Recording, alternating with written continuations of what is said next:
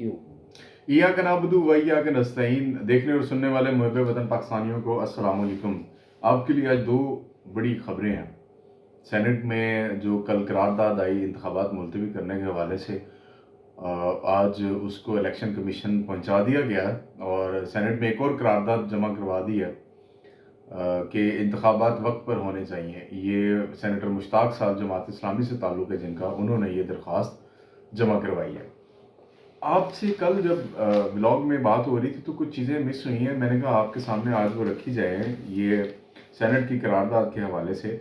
लेकिन उससे भी बड़ी खबर एक ये है कि 9 मई के हवाले से एक कमेटी तश्कील दे दी गई है काबीना की जानिब से, और उसमें 4 से 5 लोग हैं।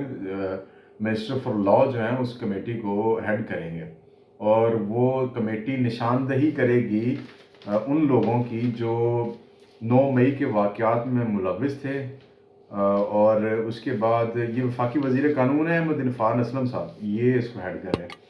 और ख़बर ये है कि उसका मकसद क्या है जी, ये सुने आप, बड़ी कमाल की खबर है। मैंने जब ये खबर पढ़ी तो मुझे बड़ी हैरत हुई, बरता हैरत में मुब्तला हो गया था मैं ये खबर पढ़ने के बाद। वो कहते हैं कि जी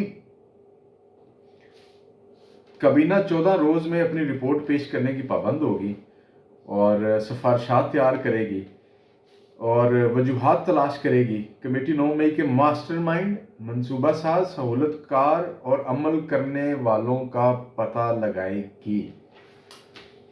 मुझे एक बात की समझ नहीं आई कि ये कमेटी पता लगाएगी 9 मई के वाक़यात।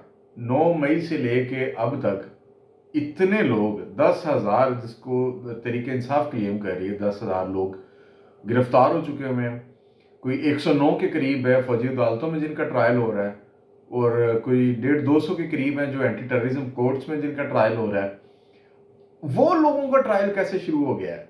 वो लोग एंटी टेररिज्म कोर्ट और दूसरी जो अदालत है मिलिट्री कोर्ट्स, उसके ऊपर कानून साजी बन के उनके तहत उनके ट्रायल शुरू हो गए। तो अगर इस कमेटी ने पता लगाना है तो वो कौन लोग हैं जिनका ट्रायल किया जा रहा है भाई? वो किस खाते में उठाए हुए हैं? ये अंधेर नगरी क्यों मची हुई है इस मुल्क के अंदर कि पता ही नहीं है किसी को, कोई गायब है और किस कानून के तहत ये कमेटी बनाई जा रही है कि वो डिसाइड करेगी कि कौन मुर्तकिब है सारे अमल का और मास्टर माइंड कौन है। और भाई 180 के करीब आपने एक रहनुमा तरीके इंसाफ का, उसके ऊपर FIRs काट दी हैं। एक केस से निकलता है दूसरे में पकड़ लेते हैं। वो FIR जिनमें वो मतलूब भी नहीं है, मतलब एक जगह पे वो मौजूद ही नहीं है और उस जगह भी वो FIR कटी हुई 9 मई के नाम के ऊपर। तो फिर ये मतलब ये कमेटी क्या करेगी, मैं समझने से कासिर हूँ। अच्छा, आपको लगता है कि अभी तक वो आइडेंटिफाई नहीं कर पाए जो लोग पहले इसके ऊपर काम कर रहे हैं? अगर वो आइडेंटिफाई नहीं हुए तो फिर आप इन लोगों को छोड़ दीजिए। छोड़ते क्यों नहीं है? कभी आप MPO के तहत गिरफ्तार कर लेते हैं, कभी किसी और मुकदमे में गिरफ्तार कर लेते हैं। दूसरी बात, अगर आप इसकी इंक्वायरी करना चाहते हैं और इसमें कौन शामिल है, किसी ने कोई साजिश नहीं की, ये सिर्फ और सिर्फ तहरीक इंसाफ के लोग शामिल थे जिन्होंने ये किया है, इमरान खान की गिरफ्तारी के बदले रिएक्शन दिया है ये सब, तो आप एक कमीशन बना दीजिए किसी रिटायर्ड जज की सरबराही में या हाजिर सर्विस जज की सरबराही में, और उनको कहिए कि इसको इन्वेस्टिगेट करें। क्या ये वाक़यात तहरीक इंसाफ के लोगों ने किए या उनकी आड़ में किसी और ने करवाए? तो आपको हक़ाइक़ खुल के सामने आ जाए। अच्छा चलें, आपने कमीशन नहीं बनाना तो आप एक इंडिपेंडेंट इंक्वायरी करवा लें।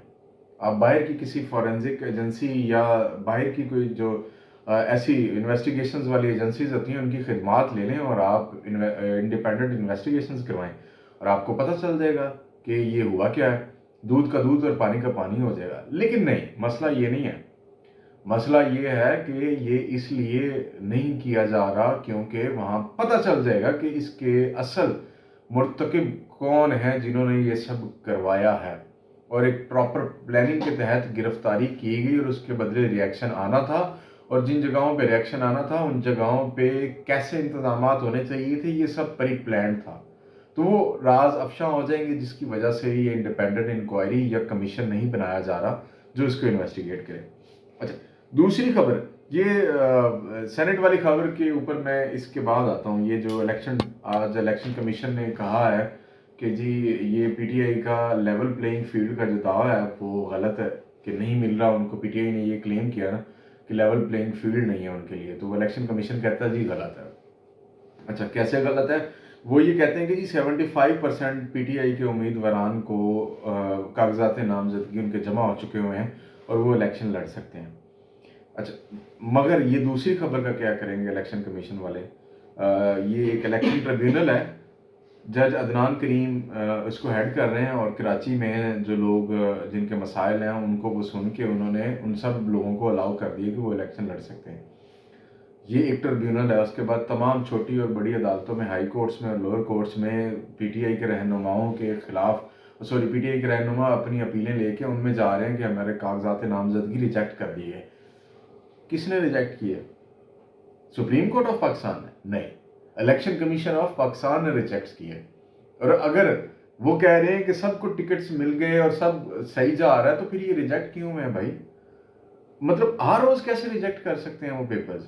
اور اگر آر او نے ریجیکٹ نہیں کیے تو پھر وہ کون لوگ تھے جو ریجیکٹ کر گئے؟ اور ریجیکٹ ہو گئے تو وہ ٹریبیونل میں اور عدالتوں میں گئے ہیں نا، تو پھر آپ کا کلیم یہ غلط ہے کہ 75% لوگوں کے کاغذات نامزدگی جمع ہو گئے۔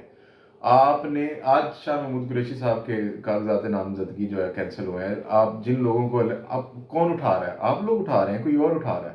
مطلب ان کو جانے دیں، جس نے الیکشن لڑنا لڑنے دیں، آپ سمبل واپس کر دیں اور آپ کو پتہ چل جائے گا، آپ وہ بھی نہیں کر رہے۔ تو یہ ایک فیبریکیٹڈ سی رپورٹ ہے جو آپ جمع کروا کے اور بتا رہے ہیں کہ جی ہم بڑا محنت کر رہے ہیں اور کام کر رہے ہیں۔ اچھا اگلی سٹوری جی، اس پہ آتے ہیں کہ ویسے آپ کو لگتا ہے کہ سینٹ کے جو قرارداد منظور ہوئی ہے وہ دلاور خان صاحب نے دی ہے؟ میں نے آج 2-3 سینیٹر سے پوچھا کہ یہ کیا ہوا ہے، تو انہوں نے بتایا کہ جی ہمیں بھی نہیں پتا تھا۔ جن لوگوں نے ووٹ ڈالے میں ان کی بات کر رہا ہوں، میں نے ان سے پوچھا کہ یہ کیا ہوا ہے، تو 2-3 جاننے والے 14-12 سینیٹرز ہیں، آپ اندازہ لگا لیں ان میں سے کون کون سے ہوں گے۔ وہ انہوں نے کہا جی ہمیں تو پتہ ہی نہیں تھا کہ یہ قرارداد ہوگی۔ وہ کہتے ہیں کہ جب ہم گئے تو ہمیں انہوں نے کہا کہ قرارداد ایک جمع کروانی ہے، آپ نے اس کے حق میں ووٹ دینا ہے۔ ہم چلے گئے، ہم نے جا کے ووٹ ڈال دیا۔ اچھا اب آپ اندازہ لگائیں کہ ان سینیٹرز کا جو اس دن اس میں بیٹھے ہوئے تھے 14 کے قریب ہیں، میکسیمم میجورٹی جو ہے انڈیپینڈنٹ سینیٹرز کی تھی اس وقت۔ اور یہ سینیٹرز پتہ ہے کون ہیں؟ یہ سینیٹرز وہ ہیں جو گزشتہ 3 سے 4 مہینے میں سینٹ کے اجلاس میں شامل ہی نہیں ہوئے۔ اور یہ رات کو کیونکہ ان کو کال گئی اور رات کو دلاور خان نے ان سب کو بتایا، کیونکہ دلاور خان کو ایک دن پہلے ایک کال چلی گئی تھی۔ دلاور خان نے ان کو بتایا کہ صبح ایک ریزولوشن پیش کرنی ہے، تو آپ لوگوں کی وہاں پہ موجودگی ہے۔ یہ ہلال الرحمان صاحب، ہدایت اللہ صاحب، سمینہ ممتاز صاحبہ، یہ وہ سینیٹرز ہیں جو 2 مہینوں سے ان اجلاسوں میں نہیں کبھی گئے، اور جب یہ پیش کرنی تھی تو یہ آ گئے، اور پھر اس کے بعد انہوں نے ووٹ ڈال دیا، اور اب یہ منظور ہو کے الیکشن کمیشن کے پاس جا رہی ہے۔ اس کی کوئی آئینی حیثیت نہیں ہے، قانون دان کہتے ہیں کہ اس کا کوئی فرق نہیں پڑتا، لیکن جب کسی نے اس کو استعمال کرنا وہ کر لے گا۔ اس کے سامنے پھر پتھر کی لکیر اگر وہ معاملہ ہے نا، وہ بھی ختم ہو جائے گا، پھر وہ لکیر مٹا دی جائے گی۔ اچھا اب یہ سب جو ہے نا آئینی حکومتیں، معذرت کے ساتھ 90 روز اگر ہوتے تو یہ آئینی نگران حکومتیں ہوتی۔ جس ملک میں حکومتیں غیر آئینی ہیں، 90 روز پورے ہو چکے ہوئے ہیں، وہ یہ سب کر رہی ہیں، تو پھر آپ کے ملک میں کوئی آئین بچا نہیں ہے، تو پھر آپ قرارداد کیا، آپ جو مرضی کر لیں۔ جو مرضی سے مجھے یاد آیا آپ کو خبر دینی ہے، اور اس کے اوپر میں ریگولر ولاگز کی سیریز کروں گا اور آپ تک وہ چیزیں پہنچاتا رہوں گا۔ اسلام آباد میں ایک محل تیار ہو رہا ہے، کس کا محل ہے اندازہ لگائیں گے، سوچیں۔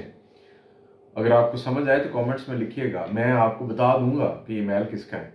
اس کے اوپر فائنانس منسٹری سے فنڈز دیے گئے ہیں، اس کو تقریباً 600 ملین کے قریب ہیں۔ ایک محل نیا تیار ہو رہا ہے، تیاری کریں، اللہ خیر کرے گا۔ اجازت دیجیے، اللہ حافظ۔